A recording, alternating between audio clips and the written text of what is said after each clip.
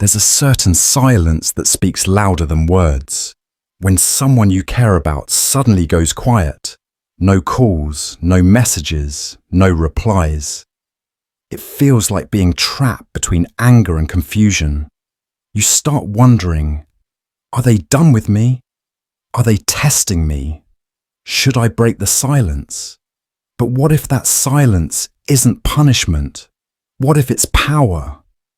The no contact rule isn't about ignoring someone to play games or make them chase you. It's deeper, psychological, emotional, even spiritual. It's about reclaiming your center after losing it in someone else. It's about stepping back, not to manipulate, but to breathe again.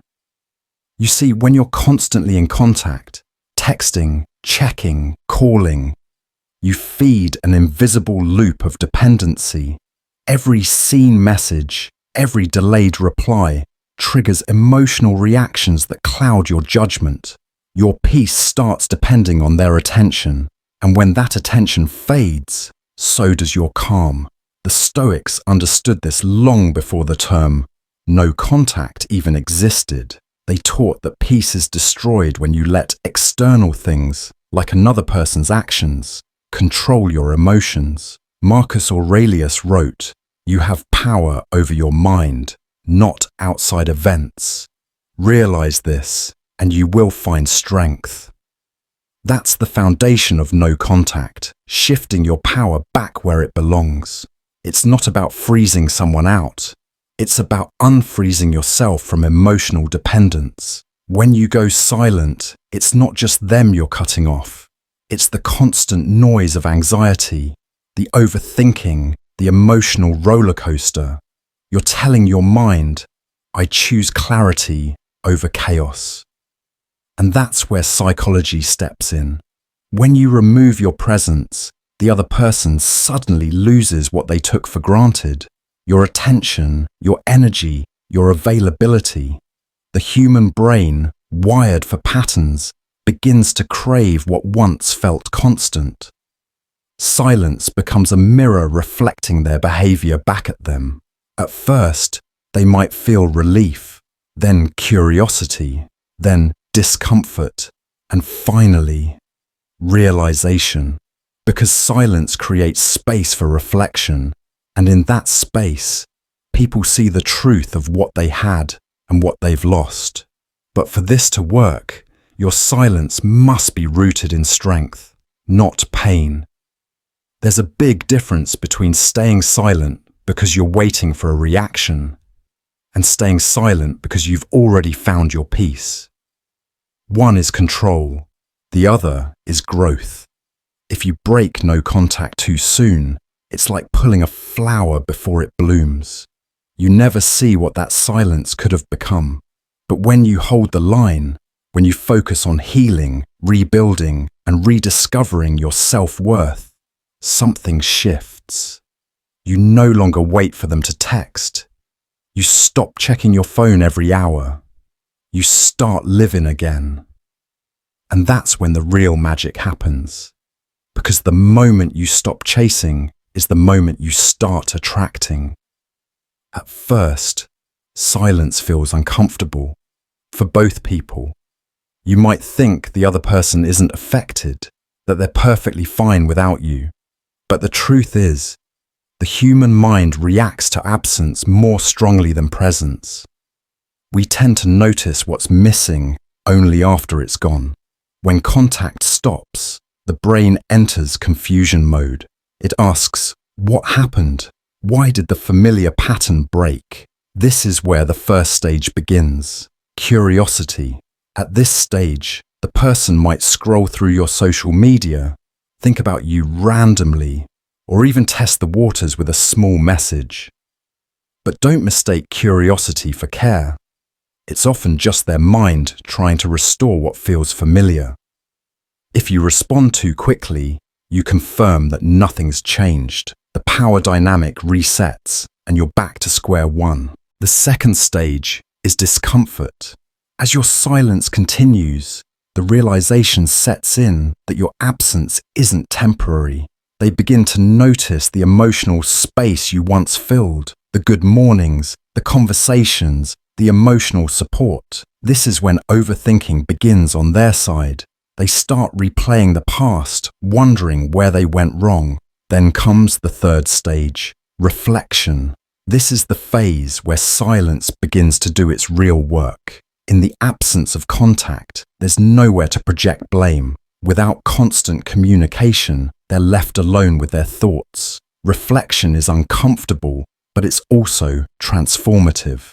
They begin to see not only what you brought into their life, but also how their actions may have contributed to the distance. And if you've been using your silence wisely, focusing on self-improvement, rediscovering your goals, rebuilding your strength, something profound happens. The energy shifts. You stop being the one waiting, and you start being the one missed. But here's the secret Stoicism teaches. Even if they never come back, you still win. Because the real purpose of no contact was never to make them feel your absence. It was to make you feel your presence again. You start realizing that silence isn't empty. It's full of answers. The more you sit with it, the more you understand yourself, your patterns, your boundaries, your needs. You learn to be alone without feeling lonely. You find peace in stillness. Epictetus once said, "We suffer not from the events in our lives, but from our judgments about them." When you stop judging silence as rejection and start seeing it as redirection, everything changes. The quiet no longer hurts, it heals. You see, people often mistake silence for weakness, but silence, when done consciously, is the highest form of strength. It's the refusal to react when reaction would only diminish your worth. It's choosing emotional control over chaos. It's saying, "I will not beg for attention because I am already whole." And ironically, that kind of calm confidence draws people back, not because you demanded it, but because you demonstrated it. By now, your silence is no longer a tactic. It's your truth. The silence that once felt unbearable slowly becomes your teacher. At first, it screams. It echoes your loneliness, your doubts, your fears. But with time, it begins to whisper truth. You start to see that what you were really craving was not their attention, but your own peace. You weren't missing them. You were missing yourself. That's the moment everything changes. Because no contact was never just about waiting for them to come back. It was about coming back to you. Every time you resisted the urge to reach out, every time you held your composure when your emotions begged you to react, you were rebuilding your inner strength, brick by brick. That strength becomes your new identity. You're no longer defined by who stayed or who left. You're defined by how you responded when everything felt uncertain. And here's where Stoicism gives you the final piece of the puzzle. You realize that peace doesn't come when life gives you everything you want. It comes when you stop being controlled by what you can't. Maybe they return, maybe they don't. But by the time they do, you're no longer the same person who once waited by the phone. You've grown. You've learned to enjoy your own company. You've rediscovered your purpose. You've found a kind of quiet confidence that doesn't need validation because it radiates from within. And that's what makes you truly powerful. Not the silence itself, but who you became during it. So, if you're in that phase right now, if the silence feels heavy and the waiting feels endless, remember this. Every message you don't send, every reaction you don't give, every time you choose peace over panic, you're taking your power back. You're showing life that your value doesn't depend on anyone else's attention. Silence, when guided by strength, speaks volumes. It tells the world, I am not chasing, I am becoming. Because sometimes the loudest way to say, I've moved on, is to say nothing at all. And that, right there, is the psychology and the power behind no contact.